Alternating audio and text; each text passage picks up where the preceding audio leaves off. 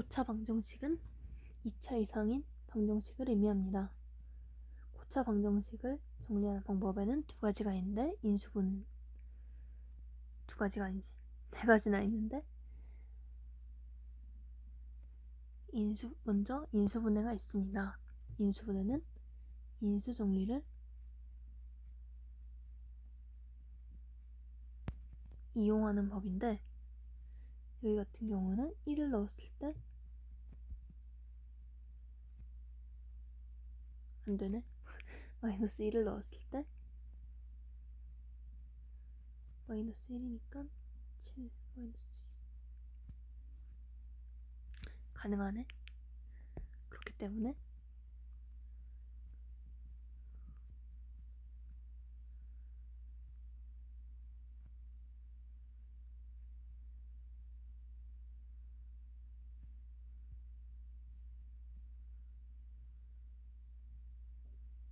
이런 식으로 인수 정리를 하는 방법이 있습니다.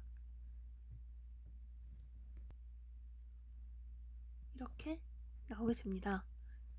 두 번째는 공통 부분에 대해서 치환하는 방법인데 여기 보면은 이렇게 공통 부분이 있는데 이것을 t라고 치환해서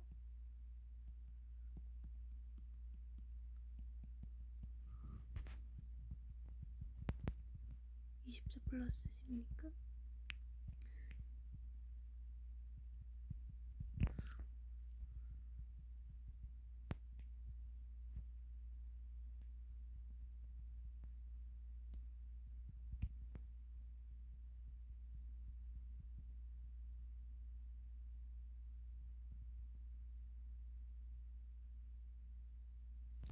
이런 형식으로 공통 부분에 대해서 치환을 할 수 있습니다. 그 다음으로는 독이차식 형태의 4차 방정식인데 이럴 경우에는 이거 자체를 아예 t로 치환을 해버려서 구하는 방법입니다.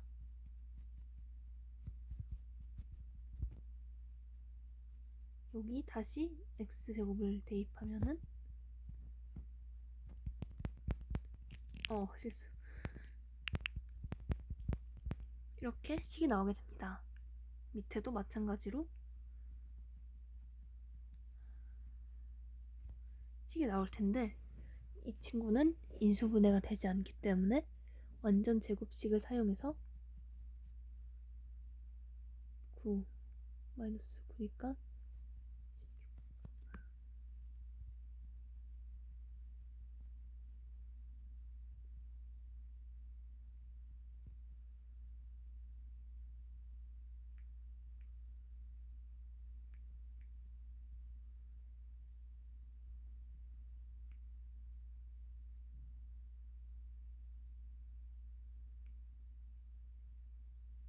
이런 형식으로 구해줍니다. 그 다음은 좌우대칭 형태일 때의 4차 방정식인데 사실 저번 시간에 여기서 이렇게 설명을 못했기 때문에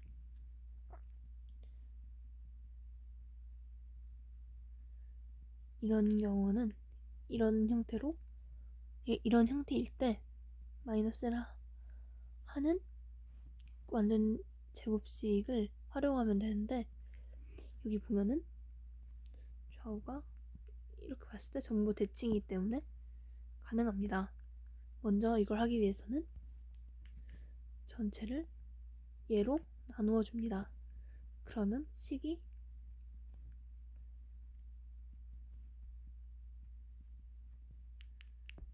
지워야지. 이렇게 되는데 이럴 경우 서로 묶어서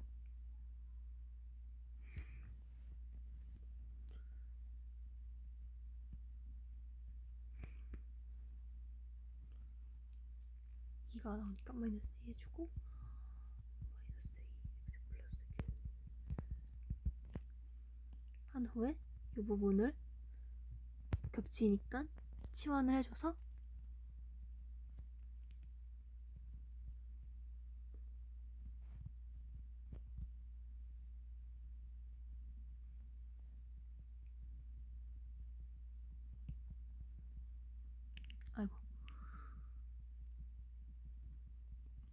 이런 형식으로 완전 제곱식과 치원 그리고 이거 나누는 거 활용해서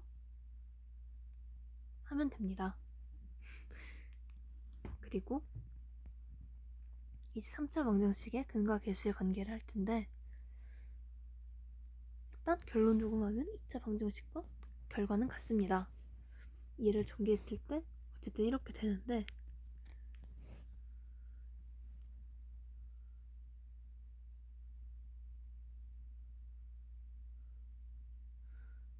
이 같은 경우에는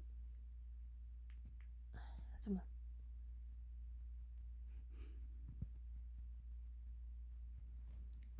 이 형태라고 가정했을 때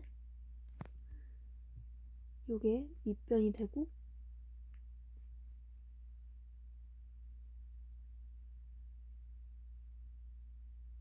얘가 분자가 되는데 마이너스로 바뀐 형태로 나오게 되고, 여기도 마찬가지, 여기도 마찬가지인데,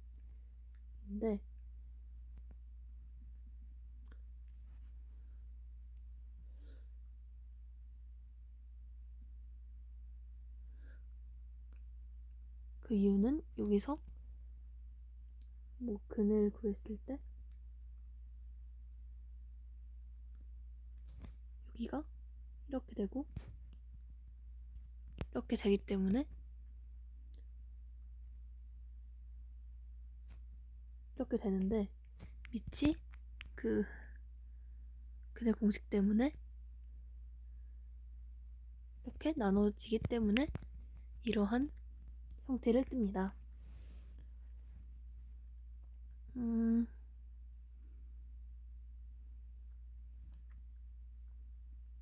그리고 2차 방정식이 이렇게 두 개의 근이 나오는데 3차도 이렇게 나옵니다. 그 이유는 3차 방정식 같은 경우는 1차랑 글씨가 이렇게 두 개로 나뉘어져서 얘에서 나올 수도 있고, 그리고 또 2차에서 똑같이 이렇게 근이 나오기 때문입니다. 이러한 방정식을 연립하는 방법에는 두 가지가 존재하는데, 일단 1차 방정식과 1차 방정식인 경우 2차, 2차인 경우가 있는데,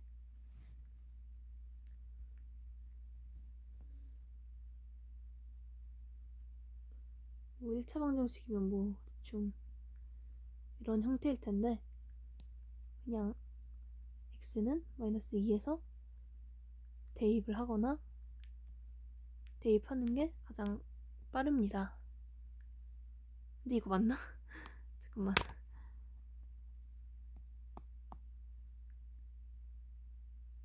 아, 잠깐만. 1차랑 2차였네. 세상에. 이렇게 두 개의 식이 있을 때 얘를 바꿔서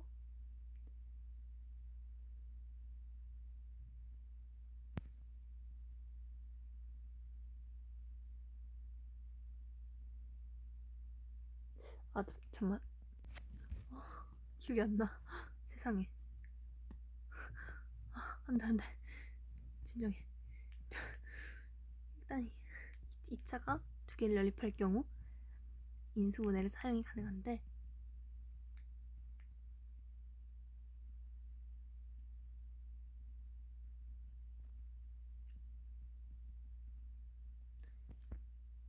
이럴 경우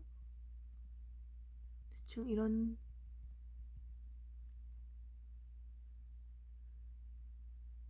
식으로 해서 대입을 해주면 됩니다.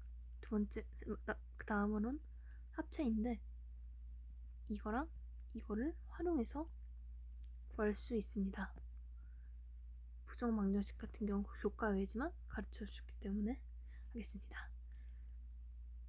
사실 저희가 이렇게 미지수가 계속 나오는데 이 개수는 많을 수밖에 없습니다. 왜냐하면 여기 5지만 물론 자연수처럼 이렇게 나오는 경우도 있고, x가 5일 때 y가 아니죠, x가 5억이고 y가 억분의 1 막 이런 큰 숫자가 진짜 계속해서 나올 수 있기 때문입니다. 그렇기 때문에 이것들을 풀기 위해서는 조건이 주어집니다. 예시로 자연수만이라는 조건이 주어졌을 때는 1과 5, 5나 1, 이 두 개만 가능한 것처럼 조건이 주어집니다. 이 식 같은 경우에는 는 0이 되어야 하는데 제곱이 되어 있기 때문에 반드시 두 개가 마이너스가 나올 수 없기 때문에 아예 다 0이 나와야지만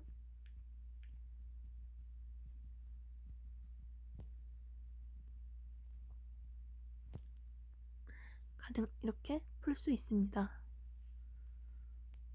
이렇게 조건을 잘 살펴서 문제를 풀어야 합니다.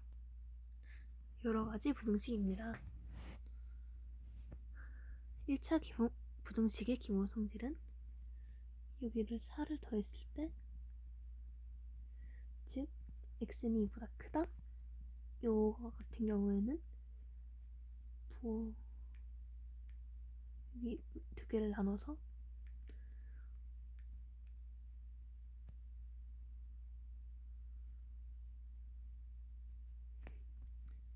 이렇게 기본적인 부등식을 더하거나 나누어 x보다 크거나 작다 이런 형식으로 표현할 수 있습니다. 그리고 연립은 두 부등식을 동시에 만족하는 해를 의미하며 이럴 경우 이것을 동시에 만족하는 것을 구해야 합니다. 하지만 1차 부등식은 너무 쉽기 때문에 킹과 절대값 개념을 섞습니다. 절대값을 벗기는 방법은 절대값이 a 이렇게 있을 때 크거나 같거나 이렇게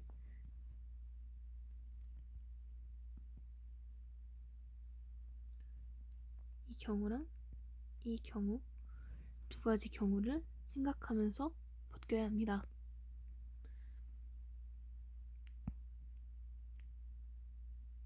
그리고 플러스일 때는 그냥 그대로고 마이너스일 때는 마이너스를 붙여서 나옵니다.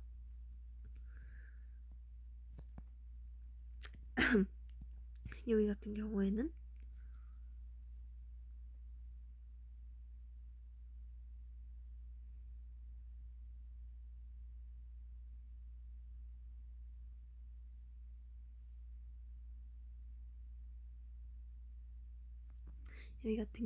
그대로 여기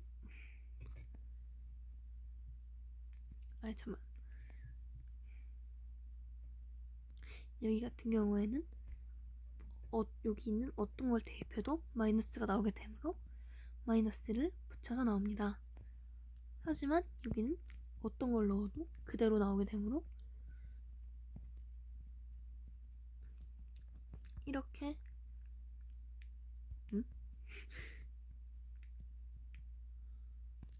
이렇게 계산을 하면 됩니다. 이런 경우에는 이런 경우와 이 두 가지 경우가 있는데 이거를 그냥 이렇게 냅다 써서 다 플러스 1을 해주면 이렇게 범위가 나오게 됩니다.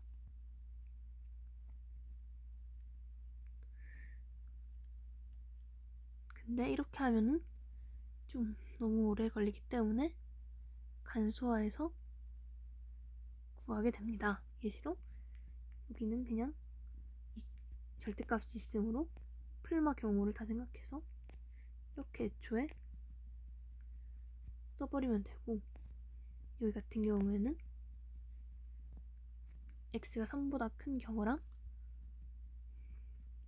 여기서 마이너스 1을 곱해주면 이렇게 두 가지 경우를 빠르게 구할 수 있습니다.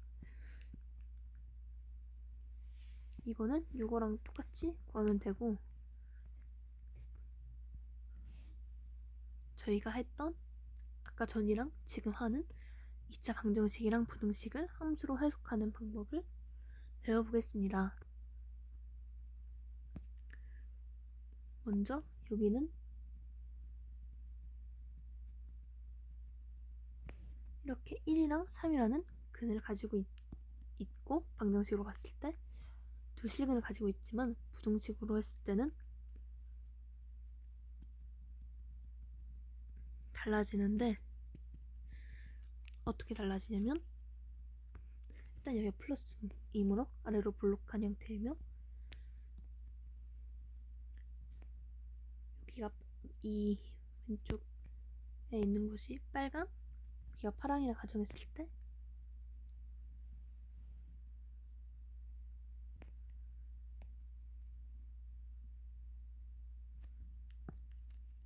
이 파랑보다 밑에 있으므로 밑에 있는 부분이 여기가 짠!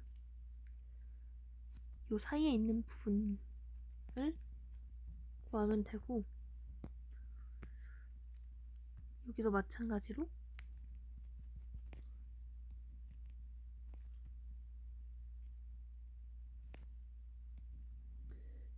이 X축보다 위에 있는 여기 부분을 구하면 됩니다.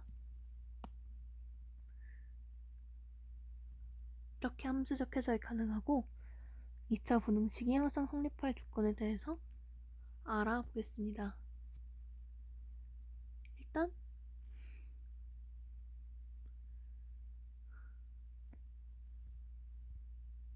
이것도 함수적 해석으로 하면은 쉽게 할 수 있는데 먼저 얘는 0보다 커야 하므로 무조건 아래로 볼록 형태로 가야 합니다. 즉 A는 0보다 커야 하며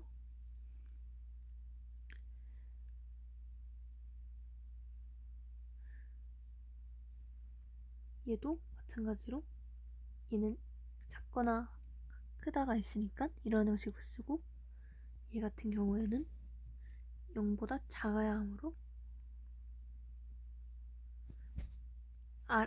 위로 볼록 형태를 가지며 얘 같은 경우는 만나도 되기 때문에 중근을 가져도 되기 때문에 이렇게 쓸 수 있습니다. 그런데 여기 보면 이 조건을 만족하기 위해서는 근이 존재하면 안 됩니다. 그렇기 때문에 판별식을 썼을 때 0보다 작아야 합니다. 얘랑 얘 같은 경우에는 같아도 되기 때문에 D가 0보다 작거나 같게 됩니다. 이 조건을 각각 식들마다 이러한 조건들을 가져야 2차 부등식이 항상 성립할 수 있습니다.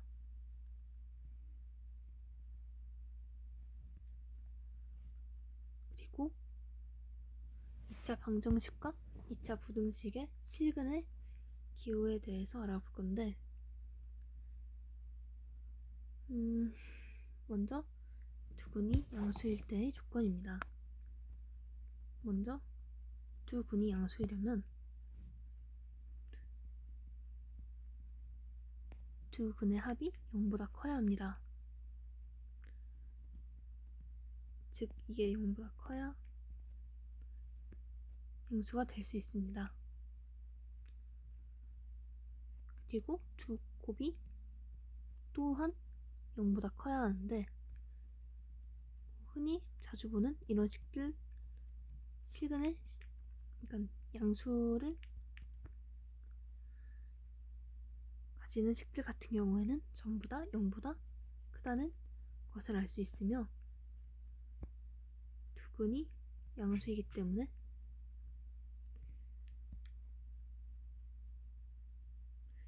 D가 0보다 0보다 크거나 같습니다. 실근을 가지거나 이렇게 의도하지 않게 중근을 가질 수도 있기 때문에 이렇게 씁니다. 두 근이 음수일 경우에도 이렇게 같은 근을 두 개 갖거나 두 실근을 가지게 되므로 D가 0보다 크거나 같습니다. 하지만 두 개를 더했을 때 작아야 합니다. 실제로 두 근이 음수일 때 식들은 다 이렇게 가운데가 마이너스인 것을 알 수 있습니다. 그러니까 두 근의 합이 마이너스인 걸 알 수 있습니다. 하지만 두 근을 곱하면 마이너스다 보니까 두 근의 곱은 0보다 크게 됩니다. 그리고 두 근이 서로 다른 부호를 하려면 일단 두 근의 곱이 0보다 작아야 합니다. 판별식은 알 수 없기 때문에 요거 외엔 이런 조건만 붙게 됩니다.